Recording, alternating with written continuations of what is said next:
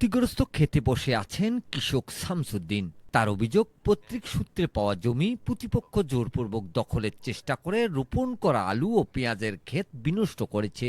প্রতিবাদ করায় মারপিট ও ভাঙচুরের ঘটনাও ঘটে। জাতীয় জরুরি সেবা নম্বরে খবর পেয়ে পুলিশ ঘটনাস্থলে গিয়ে উভয় পক্ষকে শান্ত করে। ঘটনাটি ঘটেছে ২০ ডিসেম্বর দুপুরে কাউনিয়া উপজেলার সারা ইউনিয়নের মাছারি উঁচুপাড়া গ্রামে। ক্ষতিগ্রস্ত কৃষকের দাবি, প্রতিপক্ষ নিকটতম আত্মীয় মমতাজ তার ফসলি জমিতে রোপণ করা আলু ও পেঁয়াজ ক্ষেত চাষ করে ক্ষতি করেছে।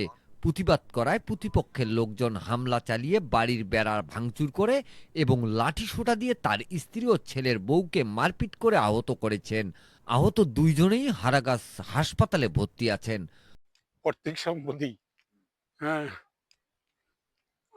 আমি সর্ষে লাগাছিলাম, সর্ষে ভাঙিয়ে ও জমিতে আলু কাটছে আমার ভাই। ভাতিজা ভাতিজা কাটছে আমার, মমতাজ আলী। তা আমি আমি এখন যদি যাই, আমি গেছি তো আমাকে নারী ছোট হয়ে গেছে, আমাকে মারবে। হ্যাঁ, তারপর ওটা না ইয়া করিয়া আসিয়া তারপরে আমার ইলাও আমার বাবার পৈতৃক সম্পত্তি, এটাও জবরদখল জোর করিয়া আলুর খেত ওষুন বাড়ি ভাঙচুর করছে। আমার সাহেবগঞ্জ থেকে মাস্টার নিয়ে আসি।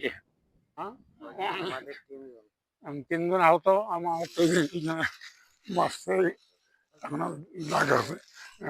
আর আমার আমার ওয়াইফ, আমার ছেলের বউ এখন হারাগাছ মেডিকেল ভর্তি আছে। ক্ষতিগ্রস্ত ফসলের ক্ষতিপূরণ এবং বসতবাড়িতে ভাঙচুর ও আহতকারীদের বিচারের দাবি জানান ক্ষতিগ্রস্ত কৃষকের ছেলে। ক্ষয়ক্ষতির অনেক সম্মুখীন করাইছে। আমাদের রসুন, আলু প্লাস পেঁয়াজ অনেক ক্ষয়ক্ষতি করাইছে। প্লাস আমাদের বাসার অনেক গাছপালা ভেঙে দিছে। ৩ ভাই আমরা বাইরে থাকি, লেখাপড়া করি, কেউ চাকরি করে। আমাদের মধ্যে মনে করেন কেউ বাসায় থাকে না। সবাই আমাদের পরিবারে কালকে একা পেয়ে এনারা এসে একদম মারধর করছে, প্লাস অকথ্য ভাষায় গালিগালাজ করছে। আমরা এখন এর একটা সুষ্ঠু বিচার চাই এবং ক্ষয়ক্ষতির আমরা ক্ষতিপূরণ চাই আর কি। তবে হারাগাছ থানার এসআই মনীষ সরকার জানান, উভয় পক্ষের মধ্যে পৈতৃক জমি জমা নিয়ে দীর্ঘদিন ধরে বিরোধ চলে আসছে এবং বিরোধকে কেন্দ্র করে উভয় পক্ষের মধ্যে রোপণ করা ফসল বিনষ্ট করার ঘটনা সহ অপ্রীতিকর ঘটনাও ঘটে। উভয় পক্ষ থানায় অভিযোগ করেছেন।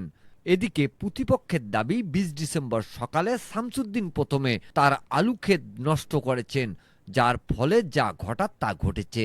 তবে জমিজমা বিরোধের জেরে অপ্রীতিকর যেন কোনো ঘটনা না ঘটে, উভয় পক্ষের মধ্যে সমঝোতার ব্যবস্থা করবে জনপ্রতিনিধি ও প্রশাসন, এমনটা দাবি এলাকাবাসীর। Mizanur Rahman, DRS news.